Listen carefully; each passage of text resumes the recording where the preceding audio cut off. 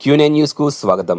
ఆర్మూర్ పట్టణ మార్కండేయ మందిరంలో పద్మశాలి సంఘం నూతన అధ్యక్షులుగా ఎన్నికైన మేక మోహన్ దాస్ మరియు ప్రధాన కార్యదర్శి కుక్కుల రమాకాంత్ మరియు కోశాధికారి బత్తుల భాస్కర్ గారిని పట్టణ పద్మశాలి సంఘంలో శాలువలతో సన్మానించి అభినందించిన ఆర్మూర్ నియోజకవర్గ కాంగ్రెస్ పార్టీ ఇన్ఛార్జ్ ప్రొద్దుటూరి వినయ్ కుమార్ రెడ్డి.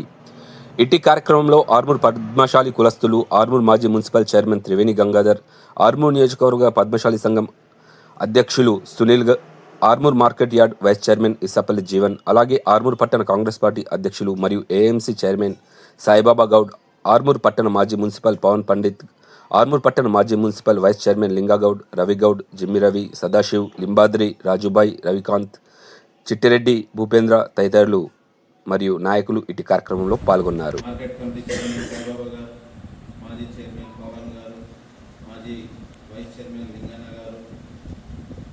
మీ పద్మశాలి ముద్దు బిడ్డ జీవనన్న గారు మరియు మిగతా నాయకులకు అందరికీ, రవిగౌడ్ గారు కానీ కౌన్సిలర్ మాజీ కౌన్సిలర్ అందరికీ కూడా పేరు పేరున నమస్కారాలు తెలియజేస్తూ,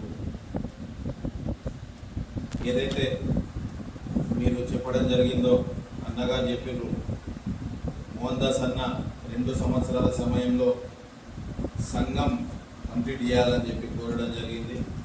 నేను మీకు వాగ్దానం చేస్తున్న సంవత్సర కాలంలోనే కంప్లీట్ చేసుకుందామని చెప్పి కూడా ఈ సందర్భంగా తెలియజేస్తున్నా. గతంలో ఉన్న నిధులు నాకు తెలిసి నిధులన్నీ కూడా ల్యాప్స్ అయిపోయినాయి.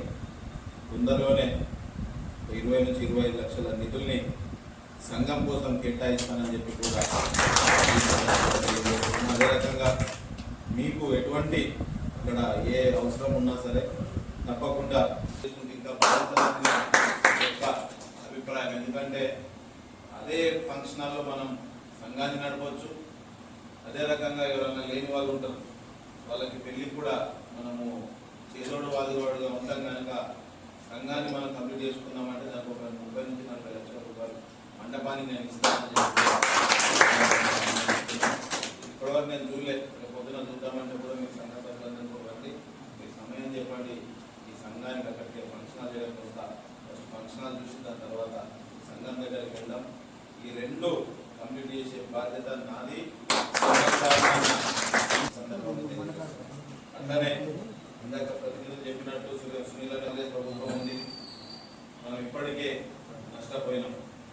ఎందుకంటే ఎక్కడన్నా తీర్చిన ఎమ్మెల్యే ఉంటే వారికి 10 రూపాయల నిధులు వస్తే ఓడిపోయిన ఎమ్మెల్యే దగ్గర 5 రూపాయల నిధులు వస్తుంది.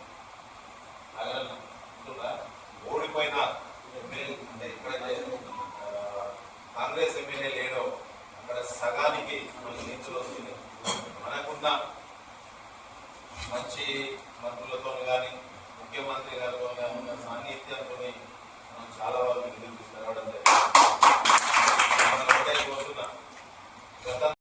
ఎప్పటికప్పుడు వార్తలను వీక్షించేందుకు Q9 న్యూస్ ని సబ్స్క్రైబ్ చేసుకోండి, లైక్ చేయండి, షేర్ చేయండి. విలువైన సమాచారాన్ని ముందుగా మీరే తెలుసుకునేందుకు బెల్ బటన్ ని క్లిక్ చేయండి.